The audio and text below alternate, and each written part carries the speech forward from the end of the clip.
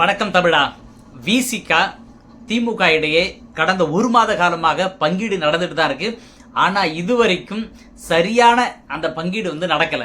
விசிகா என்ன சொல்றதுன்னா, எங்களுக்கு 4 தொகுதி வேணும், 3 தனி தொகுதி, ஒரு பொது தொகுதி வேணும்னு சொல்லிட்டு பயங்கரமா திமுக கிட்ட சண்டை போட்டுட்டு இருக்கு.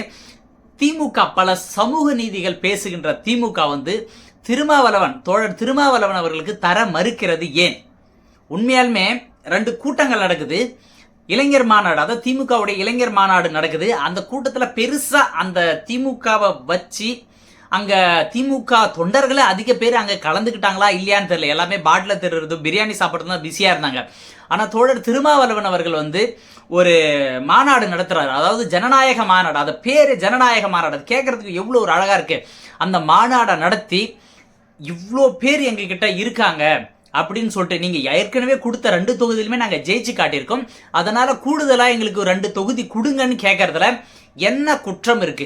அப்படி சமூக நீதி பேசுகின்ற திமுக இங்க தாழ்த்தப்பட்ட மக்களுக்காக நாங்கள் அது செய்கிறோம், இடஒதுக்கீடு வாங்கி தரோம், அது வாங்கி தரோம், இது வாங்கி தரோம், சமூக நீதி பேசுகின்ற திமுக நல்ல நான் ஆட்சி செய்யறேன், அதாவது மக்களுக்காக நியாயமான முறையில் நாங்க தாழ்த்தப்பட்ட மக்களை நாங்க பாத்துக்கிறோம் அப்படின்னு சொல்லி நினைக்கின்ற திமுக விசிகாக்கு 4 சீட்டு கொடுத்தா என்ன தப்பு? அவங்க எந்த அளவுக்கு, ஆனா உண்மையிலுமே அதை திமுக தான் தனியா நிக்க முடியாதே தவிர விசிகா தனியா கூட நிக்கலாம். அவர் வேற யாரு கூட கூட்டணியில் வச்சாரு எல்லாமே தயாரா இருக்காங்க. இப்படி திமுக இது விசிகா இப்படி போயிட்டா போதும், அதிமுக கொத்தா தூக்கிப்பாங்க. 5 சீட்டு கொடுக்க தயாரா இருக்காங்க. இருந்தாலும் கொள்கை ரீதியாக ஜனநாயக முறைப்படி அவருடைய எதிர்ப்பு என்னது? சனநாயக ஒழிப்பு, சனாதன ஒழிப்பு, பிஜேபி ஒழிப்பு, இதுல தெளிவா இருக்கிறாரு. அதனாலதான் உங்க கூட கூட்டணி வச்சு உங்க பின்னால இதுவரைக்கும் இருந்து கொண்டு இருக்கிறார். அவருக்கு 4 சீட்டு கொடுக்கறதுல அது கூட அவருக்கு எவ்வளவு தில்லுன்னு பாருங்க. திருமாவளவன் அவருக்கு நம்ம இது எத்தனை கட்சிகளை விமர்சனம் பண்ணியிருக்கோம். தொடர்ந்து நம்ம அவருக்கு அந்த 4 சீட்டு கொடுப்பாங்களா மாட்டாங்களான்னு சொல்லிட்டு யோசிச்சுட்டு இருக்கும்போது இன்னைக்கு கூட கூட்டு, அதுக்காக நம்ம வீடியோ போடல, இன்னைக்கு கூட கூட்டு அவரை திருப்பி அனுப்புறாங்க. அவரு தெளிவா சொல்லிட்டாரு, எங்களுக்கு 3 தனி தொகுதி, ஒரு பொது தொகுதி தாங்க, நாங்க நின்று ஜெயிச்சு காட்டுறோம். அவ்வளவு தெளிவா சொல்றாரு. நீங்க ஏற்கனவே கொடுத்த மற்ற கட்சிகள்லாம் பாருங்க, 6 சீட்டு 7 சீட்டு மற்ற எல்லாத்துக்கும் கொடுத்து கூட அவங்களால ஜெயிக்க முடியல. ஆனா தோழர் திருமாவளவனர்களுக்கு நீங்க போன எலெக்ஷன்ல 2019 எலெக்ஷன்ல கொடுத்த அந்த 2 இடத்தையுமே ஜெயிச்சு 2 எம்பிக்களுமே இன்னைக்கு பாராளுமன்றத்தில் இருக்காங்க. அப்படியாப்பட்ட அந்த கட்சிக்கு எங்க நம்மளை விட அந்த விசிகா கட்சியாக அங்கீகரிக்கப்பட்டுமே, தேசிய கட்சியாகவோ இல்ல இந்தியாவில் ஒரு கட்சியாக ஒழுங்குபடுத்தப்பட்ட கட்சியாகவோ வந்துவிடும் என்ற பயத்திலேயே சரி திமுக விசிகாவுக்கு 4 சீட்டு கொடுக்கறதுக்கு மறுக்குது. ஆனா இங்க மக்களுடைய எண்ணங்கள், அது எந்த மக்கள், பிற்படுத்தப்பட்ட மக்களாக இருந்தாலும் சரி, தாழ்த்தப்பட்ட மக்களாக இருந்தாலும் சரி, எந்த மக்களாக இருந்தாலும் மக்களின் ஆவல் விசிகாவுக்கு 4 சீட்டு கொடுத்தா அவங்க 4லுமே வின் பண்ணுவாங்கன்னு தான் எல்லா தரப்பு மக்களுமே, அதுதான் நியாயம். என்கிட்ட இத்தனை வருஷமா அவர் அதுல இருந்தாரு. உங்களை நீங்களே பாஜகவை பார்த்து பயப்படுறீங்க. எது இங்க ரைடு அனுப்பிடுவாங்க, ஐயோ இங்க அமலாக்கத்துறை அனுப்பிடுவாங்க அப்படின்னு பயந்த இடத்துல கூட விசிகா எல்லா இடத்துலயுமே தெளிவா நின்று பாஜக காரர்களை அடித்து விரட்டியது.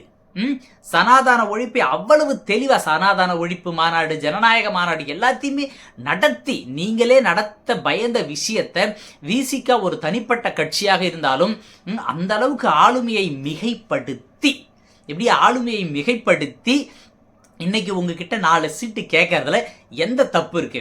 அது கூட அவங்களுக்கு தில்ல பாருங்க. 3 தொகுதியிலுமே உதயசூரியன் சின்னத்துல நாங்க போட்டியிட மாட்டோம். 4 தொகுதி, ஆமா 4 தொகுதியுமே உதயசூரியன் சின்னத்துல நாங்க போட்டியிட மாட்டோம். தனியாக எப்படி பானை சின்னத்தில் நின்று நாங்க போட்டியிட்டு ஜெயிப்போம். போன எலெக்ஷன்லயும் அப்படிதான் பண்ணாங்க. அவங்க உதயசூரியன் சின்னத்தில் நின்று ஜெயிக்கல, அவங்க தனியா. அப்பதான் அந்த சின்னமே கொடுக்கப்படுது, பானை என்ற சின்னம் அப்பதான் கொடுக்கப்படுது. கொடுத்து அந்த அளவுக்கு அந்த 2 எம்பிக்களுமே ஜெயிக்கிறாங்க, ஜெயிச்சு போறாங்க. ஆனா இப்ப விசிகாவை பார்த்து திமுக எங்க நம்மளை விட விசிகா வளர்ந்துடுமோ என்ற பயத்தில் அவர்களுக்கு சீட்டு கொடுக்க உண்மையாலுமே மறுக்கின்றது. உண்மையுமே கஷ்டமா இருக்கு. நீங்க இந்த அளவுக்கு சமூக நீதி பேசுறீங்க, இங்க இருக்க மக்கள் எல்லாம் முன்னேறுன்னு நினைக்கிற நீங்க, தாழ்த்தப்பட்ட மக்கள் முன்னேறி வரணும்னு நீங்க நினைக்கிறீங்க. 2 சீட்டு கொடுத்தாதான் என்ன தப்பு? எக்ஸ்ட்ரா 2 சீட்டு கொடுத்தா என்ன தப்பு? அவங்க ஜெயிக்காமல போயிடுவாங்கன்னு நினைக்கிறீங்க? உண்மையிலுமே அவங்களுக்குல இப்ப எந்த கட்சியில போனாலும் சேர்த்து கொள்ள தயாராக இருக்கார்கள். எடப்பாடி அவர்கள் வாங்க நான் உங்களுக்கு 6 சீட்டு 5 சீட்டு தரேன்னு இருக்காரு. இருந்தாலும் சரி அந்த கொள்கையில் ரீதியாக, கோட்பாடு ரீதியாக அவர் தெளிவா சொல்லியிருக்கார். பாமக பாஜக எங்க இருக்கோ அங்க நாங்க போக மாட்டோம், அங்க போயிட்டு நாங்க அவங்க கூட கூட்டணி கலந்து நாங்க பேச மாட்டோம், அவ்வளோ தெளிவா சொல்றாரு. இந்த இடத்துட்ட திமுக என்ன பண்ணும், அவரை பிடிச்சி வச்சுக்கணும். எல்லா இடத்துலயுமே முரண்படுறாரு. யாரு? திமுக வந்து முரண்பட்டு இன்னைக்கு வா, நாளைக்கு வா, அடுத்த நாள் வா அப்படின்னு சொல்லிட்டு இந்த கடந்த 1 மாத காலமாக, இன்னைக்கு 1ஆம் தேதி எலெக்ஷன் வந்து அறிவிச்சிட்டாங்க. ஏப்ரல் மாதம் 19ஆம் தேதி எலெக்ஷன் அறிவிச்சிட்டாங்க. இருந்தாலும் இன்ற வர இழுத்து பிடிச்சிட்டு தான் உட்காந்துருக்காங்க. எது? நீங்க எந்த அளவுக்கு விசிகாவை இழுத்து பிடிச்சி அவங்களுக்கு 4 சீட்டு குடிக்கிறீங்களோ அந்த அளவுக்கு வட மாநிலங்களும் சரி, தென்னார்காடு மாவட்டங்களும் சரி, நீங்க வெற்றி பெறுவதற்கான 100 வாய்ப்புகள் இருக்கு. ஒருவேளை நீங்க விசிகாவை விட்டுட்டா நீங்க என்ன சொல்றது, தோல்வி அடைறது ரொம்ப ஈஸியாயிடும்.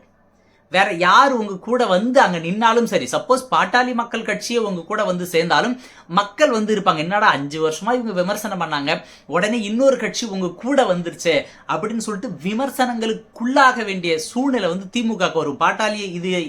பாட்டாளி மக்கள் கட்சி உள்ள வந்தாலும் சரி, திருமாவளவன் ஒருவேளை அதிமுகவுக்கு போனாலும் சரி, திருமாவளவனுடைய மதிப்பு அங்க வந்து இல்ல, கீழிறக்கி வைக்கப்படும். அதனால திமுகவும் விசிகா இது ரெண்டுமே கூட்டணி சேர்ந்து ஒரு ஆட்சி அமைச்சாதான் சனாதானத்தை ஒழிப்பதற்கு எதிராக நீங்க நடத்துகின்ற இந்த கட்சியும் சரி, இந்த அரசியல் இதுவும் சரி, என்ன சொல்றது, அரசியல் ஆட்சி முறையும் சரி நிலைத்திருக்க முடியும். இல்லைன்னா பிஜேபி காரங்களும் அதிமுக காரங்களும் உங்களை ஈஸியா அடிச்சு தூக்கிட்டு அடுத்த வேலை என்னவே பார்த்துட்டு போவாங்க.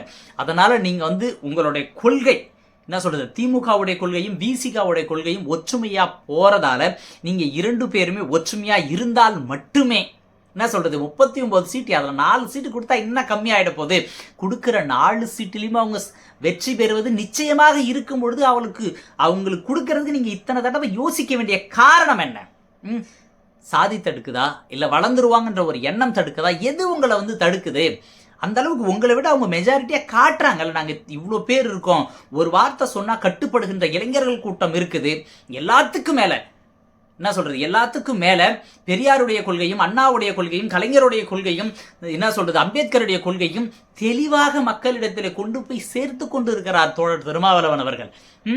அந்த அளவுக்கு அவருக்கு கொடுக்க கூடாது நீங்க நினைக்கின்ற எண்ணமே, அவர் இந்த மாதிரி இழுத்தடிக்கின்ற எண்ணமே வந்து ஒரு நல்லதாவே படலை. அதனால அண்ணன் திருமாவளவன் அவர்களுக்கு அந்த 4 சீட்டை கொடுத்தால் உங்களுக்கு வெற்றி நிச்சயமாக கிடைக்கும். அப்படி நின்னா கூட அதாவது வந்து இந்த இடத்துல வந்து விசிகா ஒன்று பண்ணும், ஒரு தடவையாவது நீங்க தனித்து போட்டியிட்டு, இப்ப எப்படி நாம் தமிழர் கட்சி மற்ற கட்சிகள்லாம் தனித்து போட்டியிட்டு என்கிட்ட இவ்வளவு மெஜாரிட்டி இருக்குன்னு காட்டுறாங்களே, அந்த மாதிரி ஒரு எலெக்ஷன்ல நீங்க தனித்து நின்று இவ்வளவு ஓட் பேங்க் எங்களுக்கு இருக்குன்னு சொல்லிட்டு திமுகவுக்கும் அதிமுகவுக்கும் பாஜகவும் இருக்கின்ற இதர கட்சிகளுக்கும் நீங்கள் காட்டிவிட்டால் உங்களை பார்த்து இன்னும் பயம் வரும். நீங்க கேட்ட சீட்டல கேட்காமலே உங்களுக்கு கிடைக்கும்.